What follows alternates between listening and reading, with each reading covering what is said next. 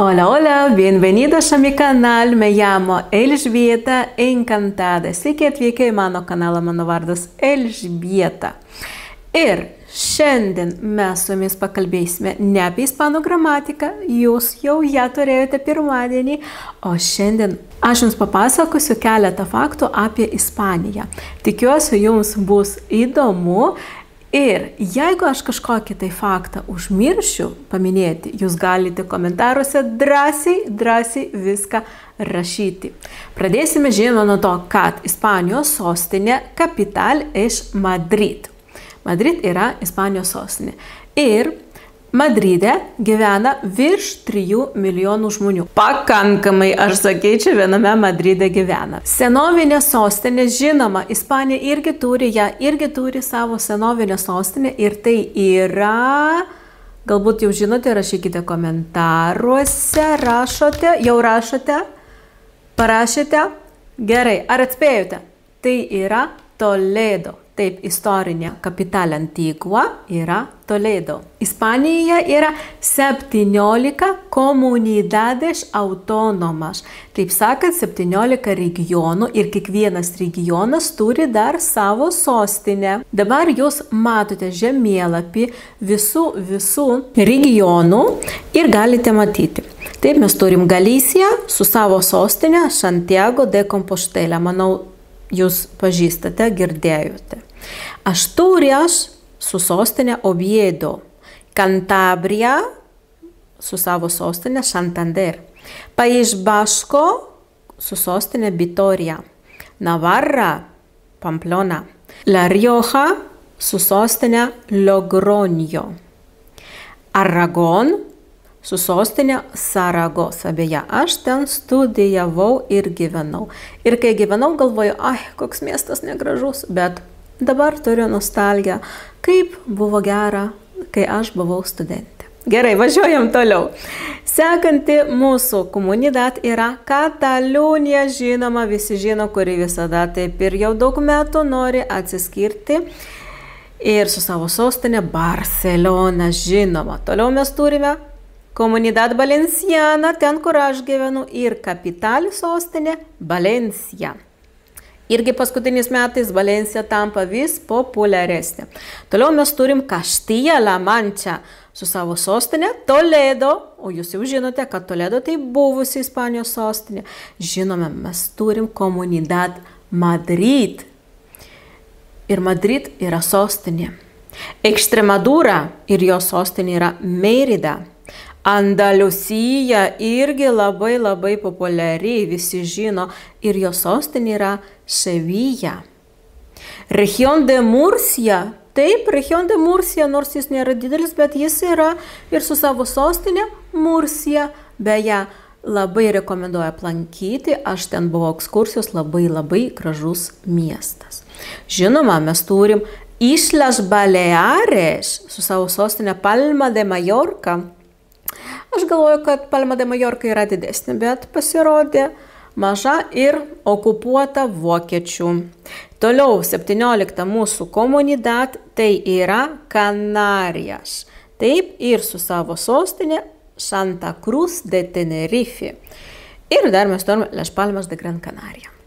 Bet ar jūs žinojote, kad Ispanija dar turi 2 miestus Maroke, kurie yra ispaniški. Ir tai yra Ceuta apačioje ir Melilla. Taip, dar yra 2 ispaniški miestai Maroke. O mes važiuojame toliau. Ką reiškia komunidad autonoma? Taip, nes aš dabar sakiau komunidad autonoma, Ispanija turi jų 17. O čia reiškia, kad kiekvienas regionas, jisai turi, taip sakant, visus tos leyes, reglas, įstatymus, taisyklės eina nuo Madrido, kaip, taip sakant, visai šaliai, kurie eina, bet taip pat kiekviena komunidad turi savo taisyklės. Dėl to, pavyzdžiui, priėmimas į mokyklą, įstojimas į universitetą, dar ką nors gali skirtis nuo vieno komunidad iki kito. Tikrai žiūrėkite, į kokį regioną jūs važiuojate, nes gali skirtis taisyklės. Turėkite tai omenyje. Gyventojų skaičius Ispanijoje yra 48 milijonai 85 361. Bet čia oficialūs, bet aš visada sakau, pridėkite dar apie 3 milijonus 5, kurie nėra užsiregistravę Ispanijoje, bet jie gyvena. Ir bus virš 50 milijonų gyvenančių Ispanijoje. Ir irgi labai įdomus dalykas, kad kiekvienais metais maždaug Ispanijos gyventojų skaičius auga apie 600 tūkstančių į metus. Įsivaizduokite, kokie skaičiai.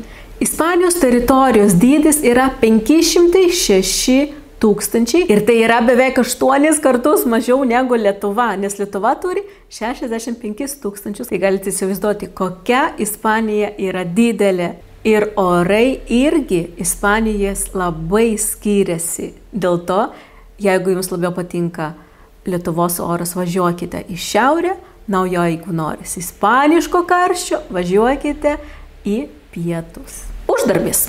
Irgi labai įdomus dalykas.